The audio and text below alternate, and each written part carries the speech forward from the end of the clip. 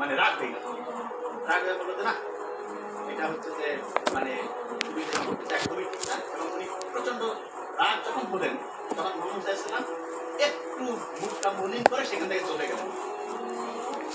মোহাম্মদ সাল্লাল্লাহু যখন চলে গেছে তখন আবু বকর কিন্তু রাদিয়াল্লাহু তাআলা আনহু ভাবতে শিখে গেছে। সাহাবারা জিজ্ঞেস করলেন যে আমার সঙ্গে মিথ্যা বলতেছিল, আমি এটা হেসে হেসে ওইটা প্রতিবাদ করতেছিলাম, আপনিও তখন মুচকি হাসতেছিলেন, আর আমি যখনই একটু রাগ দিলাম আপনি আবার এখান থেকে চলে আসলেন, কারণটা কি?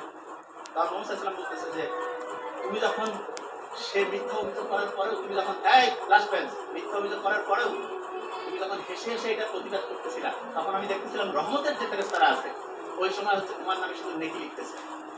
আর তুমি যখনই ওই ও রাগ হয়েছে এটা তুমিও রাগ হইলা, তখন দেখলাম যে রহমতের যে ফেরেশতারা এখান থেকে চলে গেল। রহমতের ফেরেশতারা যখন চলে গেল আমি রব্বুল আলামিন মানে মুহাম্মদ সাল্লাল্লাহু আলাইহি কিভাবে এখান থেকে আমি চলে আসলাম। বিষয়টা বোঝা গেছে আমি কি বলছি?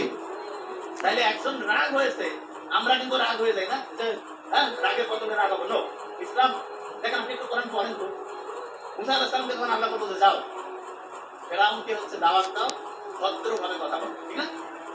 তার মানে ফেরাউনের মতো খারাপ, এটা তো সব দিকে সবচেয়ে ভয়ঙ্কর খারাপ, তাকেও যখন ইসলামের দাওয়াত দেওয়ার কথা বলছে তখন কি ভদ্রভাবে বলছে নাকি মেজাজ গরম করে এই ঘুমাচ্ছে একদম কি হবে? তখন একটা ঘটনা বলি।